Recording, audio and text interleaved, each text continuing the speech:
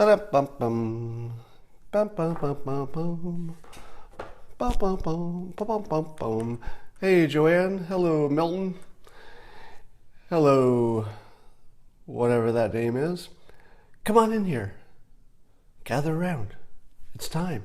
It's time for Coffee with Scott Adams. It's your favorite time of the day. It's the time you look forward to. You probably already have your beverage ready. Your mug, your cup, your vessel, your chalice, your glass. With your beverage. Could it be coffee? It might be. It's time for the simultaneous sip. Join me.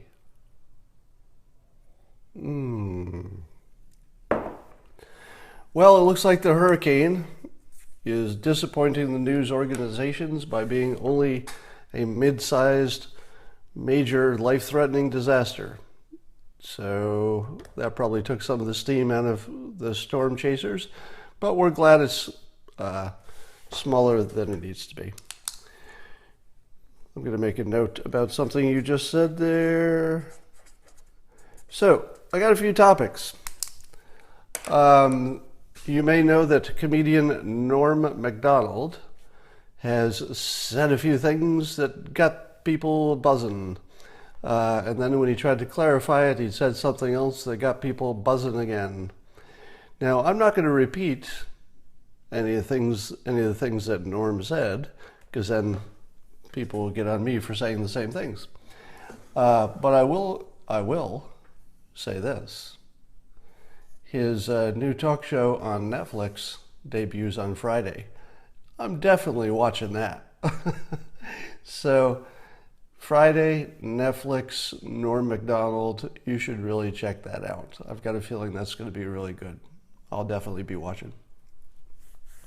Now, you saw that Jamie Dimon banker Jamie Dimon of J.P. Morgan said in some kind of a speech that he could beat Trump if he ran for president. And Trump, of course, batted him back and said that he's a nervous-looking speaker, which is one of Trump's best getting in your head plays. He tells his opponents that they're nervous, which makes them look nervous, and everybody's looking for their nervousness. It's a hilariously effective thing to say that people don't really say in public, but when he started saying that about Rubio, you remember when he was basically saying those things about Rubio, I thought, oh my God, I would hate it if somebody said that about me.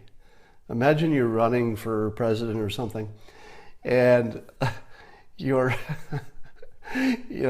of course you're concerned or nervous about how you look because you're running for president. And the very first frame that somebody puts on you is nervous. Yeah, he's just sort of nervous and unconfident. It's hilariously effective. But then Jamie Dimon apparently took it back, said he didn't mean it the way he shouldn't. I think he said he shouldn't have said he should run for president, and he clarified by saying that he could never get nominated because the progressives would never nominate him. And I thought to myself, well, that's absolutely true. Because I don't see Democrats nominating for president a white male. Do you? That seems, anything's possible. But in 2018 and beyond, I think that boat has sailed. The Democratic Party has largely become the female party. Obviously there are plenty of men in it, but in terms of their priorities, in terms of who they're likely to have as a candidate, in terms of who they're likely to support for a leader, top two people on the list of power candidates are Elizabeth Warren and Kamala Harris. So those are the top two. Cory Booker probably had a chance until he gave himself his own perma name. So Spartacus probably is not going to make it to the final two. But between Elizabeth Warren and Kamala Harris, assuming that their skill levels are kind of similar, I don't see how Warren can be the nominee. And here's why. In order for the Democrats to win, they have to have something like, 90+% of the African American vote. Now, running a white candidate probably keeps some people home. Kamala's got enough, ethnic interest going on there that she might get people to vote. So it seems to me that the left almost has to end up with Kamala Harris. It's too early to say. Lots could happen between now and then. There could be surprises, etc. But if you were just to straight line it and there were no new surprises, I'd say Kamala Harris would be the candidate. They don't have a chance with anybody else, I don't think, and they probably don't have a chance with her either, but she might be the strongest. I'd have to see more of her in public to be sure about that. All right, so that's fun. Did everybody see the Google video from 2016 in which the management team was having a full staff, or I guess an open staff meeting with a big group of people right after the election?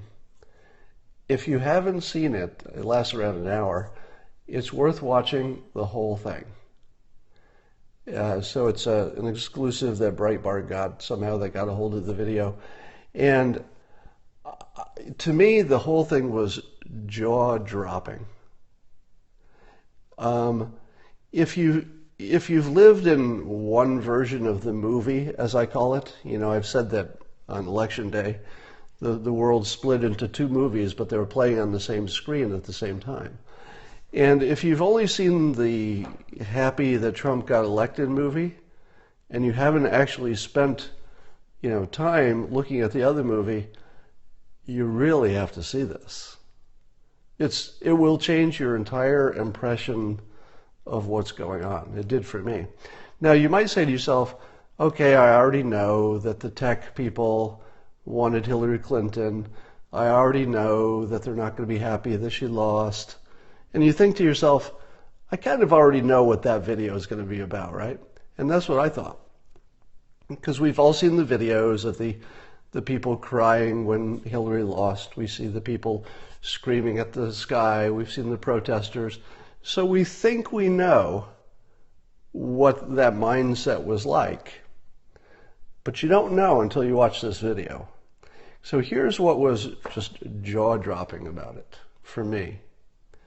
To watch the leaders of one of the biggest companies in the world, one of the biggest public companies in the world, the entire leadership team in front of an auditorium full of employees, speaking as though there could not possibly be any Trump supporters in that room.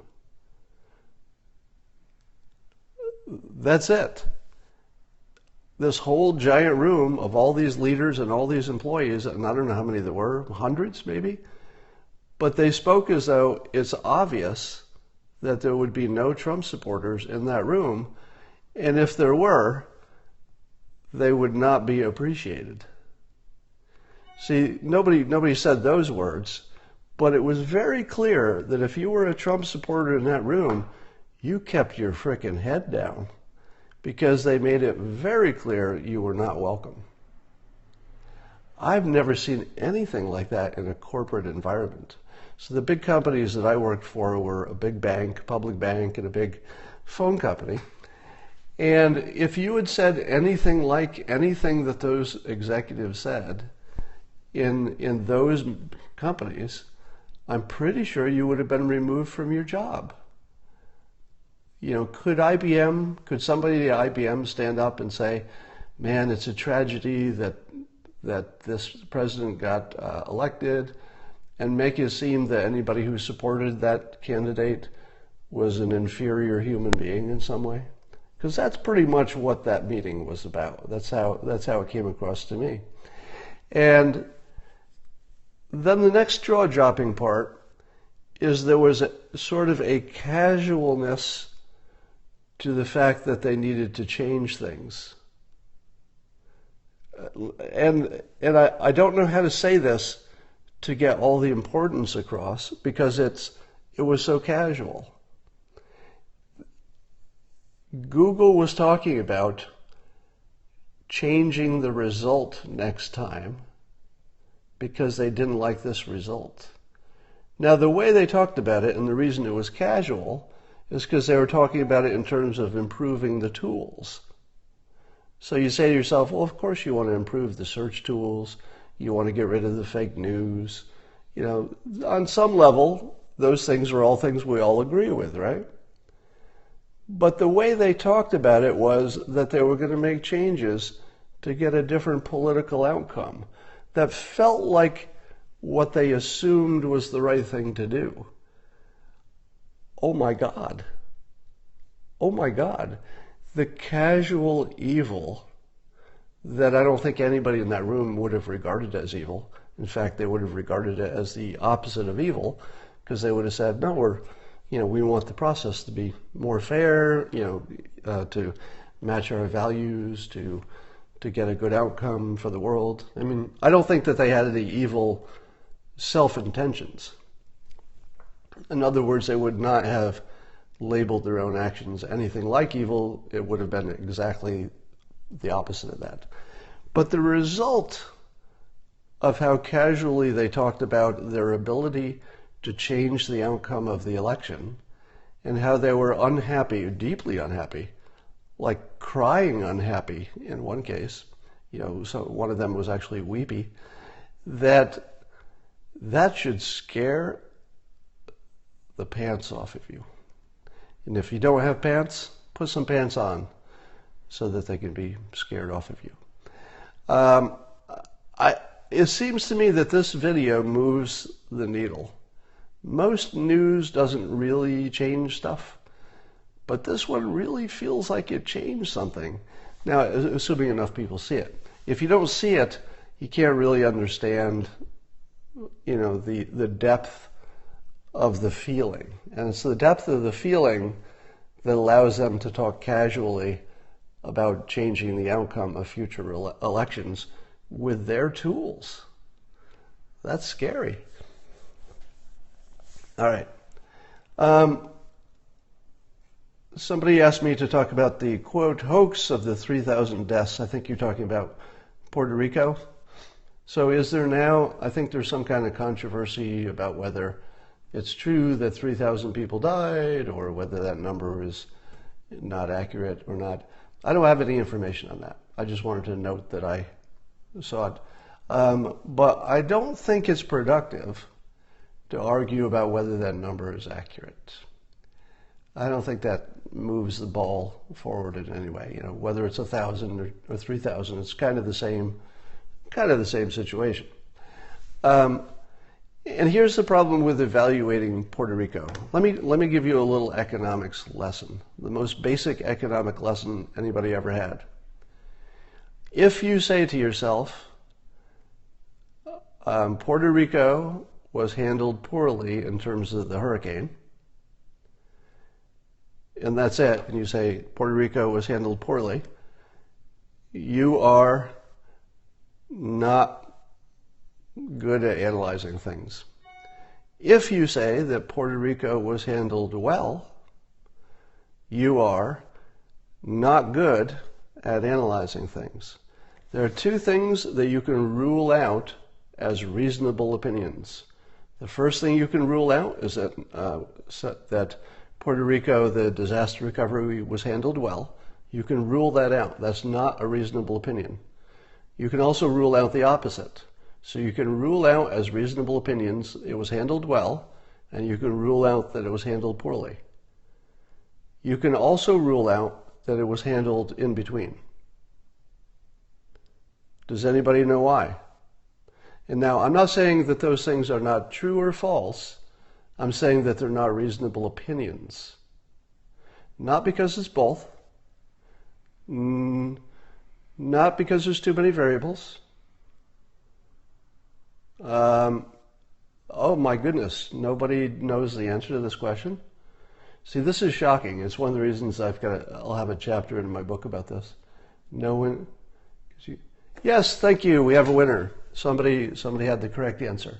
If you have studied economics, or really any field in which you learn to compare things or analyze things, the only way you could judge whether the Puerto Rico disaster program was effective or ineffective, well managed or poorly managed, the only way you could know that is if you had two Puerto Ricos and one was managed one way and the other was managed the other way. Oh wait, is two enough? No, it's not. You would need lots of Puerto Ricos, and you would need each of them to be managed in a different way at exactly the same time as if the other ones didn't exist. Then you'd be able to say, oh, given all the variables stayed the same, you can see that this management approach worked and this one didn't. Now you have an opinion. Had that happened, and you had an opinion that it was either good or bad, that would be an actual valid opinion. It'd be based on facts. It would be based on a comparison that made sense.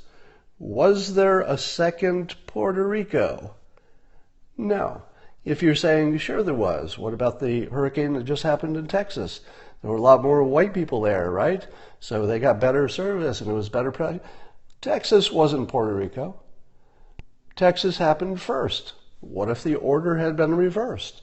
Would Puerto Rico have gotten a better response because it was first? Before FEMA got overwhelmed? Did it make a difference? How about the fact that it was on an island? How about the fact that the management, the government and the infrastructure of Puerto Rico were different than Texas? Do all of those things matter? Of course. Of course. They matter a lot. They matter a lot. So if you have an opinion that Puerto Rico was handled poorly, you're dumb. If you have an opinion that Puerto Rico was handled well, you're dumb. You're dumb. Now, it might be more the case that you're uninformed or you're uneducated on how to compare things. But if you learn how to compare things, you would understand that it is not an adult, well-informed opinion for us, we weren't there especially, to say that Puerto Rico was handled well or that it was handled poorly. That opinion can't reasonably be formed with what we, the public, know. And even the government probably couldn't give you an opinion. And I would even go further. Even FEMA, the people who were actually there, they probably can't tell you either, because they also were not involved in any other Puerto Rico that happened at the same time. Nobody can compare it.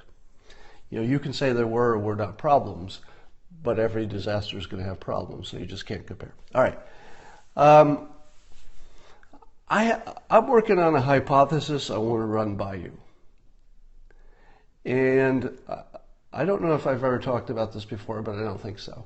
It's a little provocative, so I'm going to try to be careful about how I word it. And I'm more interested in your opinion than mine, because I'm going to make, it's a hypothesis about how you feel. So my opinion about how you feel isn't worth a lot. I want to see how you feel. It seemed to me that if you looked at the history of the United States, there was sort of an agreed contract, sort of an unwritten contract in civilization, or let's say just society within the United States. And that contract went like this, at least in the recent decades. The contract went that our government was elected to represent all of us. Didn't matter if what your ethnicity was, didn't matter your gender, and so it didn't matter who ran. Didn't matter what the ethnicity or the gender of the person who ran, because that was the deal. They were gonna take care of all of us.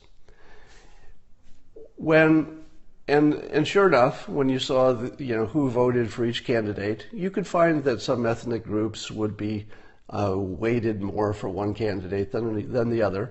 But that alone, is not a reason for concern, because you can imagine that one candidate had programs that were more logical for one group or the other. But still, the votes would be largely, distributed. Each ethnic group, each gender, their votes would be largely distributed. Maybe 60-40, but, there were votes on both sides. When President Obama, and here's the hypothesis, tell me what you think about that. When President Obama ran the first time, and he got whatever the number is, north of 90% of the African American vote, it made perfect sense for African American voters to prefer him, because you just wanted to, you wanted to make sure that, somebody who looked like you could get elected, first of all. You wanted to, break that glass ceiling, if you will. You wanted to get some, maybe some racial understanding. There was some pride. So there were lots of good reasons to vote for Obama if you were black. He was qualified. He was a Democrat. There was lots of good reasons. And of course, plenty of white people voted for him. I supported him as well at the time. And I also was influenced by the fact that I thought it was just time. It was just time to get a black president, get past that, check that box off. Maybe the country would be better off from it. My thought was that it would be a real positive step for race relations. To me, it seemed like, man, the country just needs to get past this. And then, then we can really understand that we can all get elected president. And once you think that everybody can get elected president, that should make us all feel a little better about each other, right? But what happened? And I would say this is an unintended consequence. So here's the key of what I'm going to be, of my point. I believe there was an unintended consequence. And the unintended consequence was because the 95% or so African American voters voted for him because he was black. Now, if you ask them, they would probably say they like his policies too. But the way it looked to the observers, who might be right, they might be wrong, but I'm just saying how it looked. It looked like the special American contract that I talked about was broken. You see where I'm going with this? It looked like the unspoken contract that makes America work. The fact that we're not voting for people because of their race or their gender. The contract got broken. When the contract was broken, it was broken. And I believe that allowed a lot of white supporters of Trump later to say, I think we can just vote for him because he's white. I believe, and I think that it also allowed some Trump supporters to say, I think we can just vote for him because he's a man. I don't think that was a big factor, actually. I don't think I ever heard even one person, a Trump supporter, talk about Hillary's gender. Well, honest to God, I don't think even one person, even on social media, except a joke, so I think gender really wasn't part of it. But here's the hypothesis. The hypothesis is that all the good intentions that were behind voting for President Obama had an unintended consequence of breaking the social contract. Because when one ethnicity broke pretty much just for race, it kind of made people of other races say, wait a minute, did you just line up with a different framework? Because the framework we had was America. America was the team. Are you saying you're on another team? There's a black team and now there's a white team? I feel like it broke a contract somehow. Now, I don't know that there's any point to that except to say that it certainly determines what 2020 looks like. Because in 2020, there will be people voting for President Trump who are voting for the American team, and there will be people who are voting for, whether it's Kamala Harris, I'm guessing, and it may be along racial lines.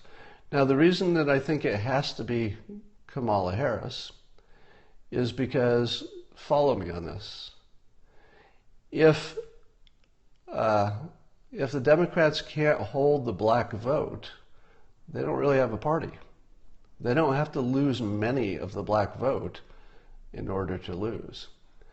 So if they run another white woman after the last white woman lost, there are going to be a lot of black folks saying, are we just throwing our vote away here? But if you give them, a racially interesting character, maybe you get more votes. All right, another topic. Have you noticed? Oh, I was just watching an interview. I tweeted this. Anderson Cooper interviewing Bob Woodward. As you know, Bob Woodward was part of the reporting team years ago with Carl Bernstein, who wrote about Watergate and broke that story. Now, I have teased Carl Bernstein for being the one that they trot out to ask, is this worse than Watergate? And it's sort of a running joke that whenever CNN needs a story, there's not much happening, they'll trot Carl Bernstein out to say that whatever Trump is doing this week, or whatever he's accused of doing, more to the point, and Carl will say, it's worse than Watergate. It's worse than Watergate. And then we all laugh because he's the guy they bring out to say it's worse than Watergate. So he wasn't on. His partner from back in the day, Woodward, was on, who's got this new book saying negative things about the president. And Anderson Cooper is like, I know it's apples to oranges, but would you say that what's happening in the White House now is worse than Watergate? And Woodward, unlike Bernstein, who I think is losing, I think Bernstein's sort of lost a step, Woodward does not take the bait. It was the easiest thing to say for Woodward to just say, yeah, it's worse than Watergate in its own way. But instead, Woodward, to his credit, stuck with the facts. And he said, well, Nixon was about an actual criminal act. That was about actual crime. But Woodward noted that no crime has been so far surfaced in anything about President Trump, so that they're apples and oranges. And so Woodward avoided the invitation to say that it was worse than Watergate, which to me was hilarious. But it also raised this following observation. I've noticed this on social media, but also in the news.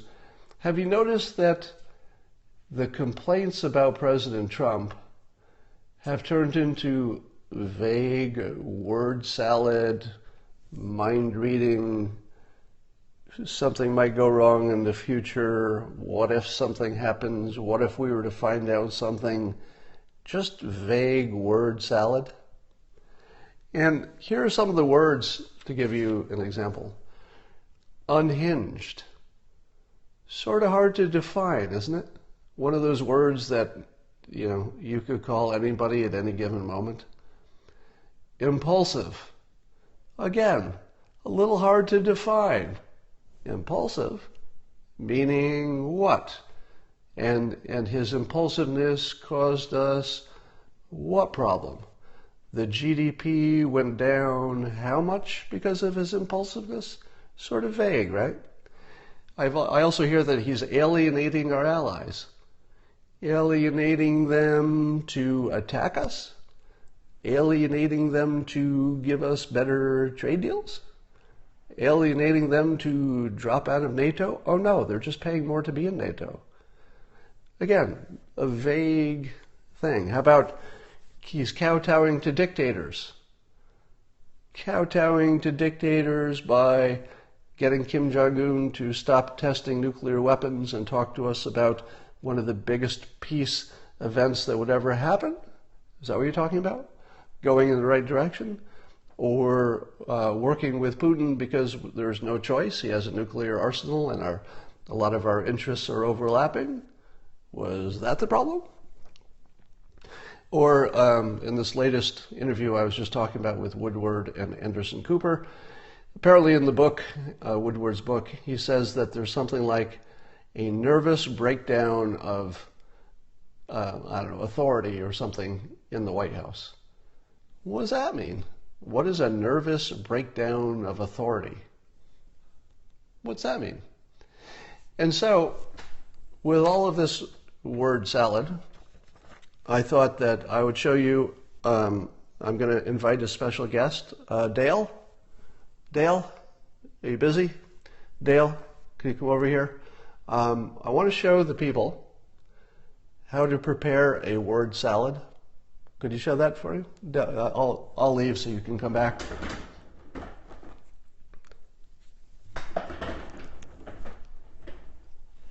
Hello, my name is Dale, and I do not like President Trump. I'm here to show you how to make a word salad. Are you ready?